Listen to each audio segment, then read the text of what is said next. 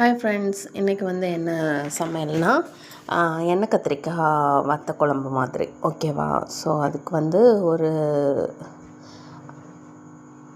அரைப்பு வந்து தக்காளி, வெங்காயம், வெள்ளைப்பூடு, சோம்பு, அதுக்கப்புறம் கொஞ்சோண்டு தேங்காய், ஒரு சில்லு தேங்காய், ஸோ சீரகம் கொஞ்சம், அதெல்லாம் போட்டு மிக்சியில் அடிச்சுக்கிட்டு இப்போ வந்து கடாயில் நல்லெண்ணெய் ஊற்றி கடுகு, வெந்தயம் கொஞ்சம் எக்ஸ்ட்ரா போட்டுக்கணும். வெந்தயம், அதுக்கப்புறம் வெங்காயம்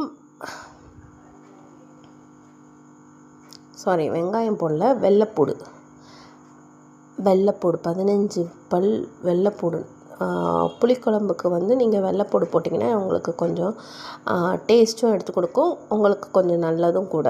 அதனால் 15 பூண்டு.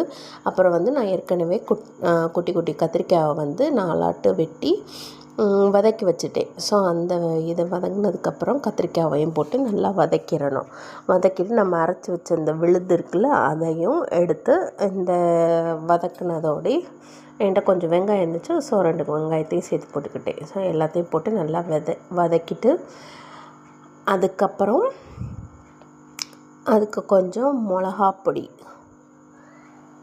1 ஸ்பூன் மிளகாப்பொடி, 2 ஸ்பூன் மல்லிப்பொடி, ஸோ இது 2ஐயும் சேர்த்து நல்லா வதக்கிட்டு, நம்ம தண்ணி வந்து நீங்கள் வந்து எக்ஸ்ட்ரா ஊற்றிடாதீங்க. நம்ம அரைச்சி வச்ச அந்த ஜாரில் அரைச்சி வச்ச தண்ணியே போதும்.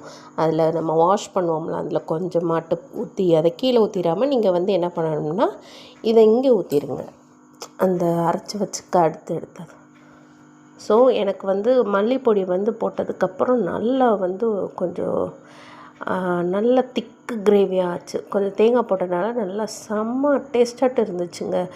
அதுக்கப்புறம் இதுக்கு ஒரு சைடிஷ் ஆட்டு பொடலங்காய் வந்து கொஞ்சம் இது மாதிரி ஃப்ரை பண்ணிக்கிட்டேன். தேங்க்யூ.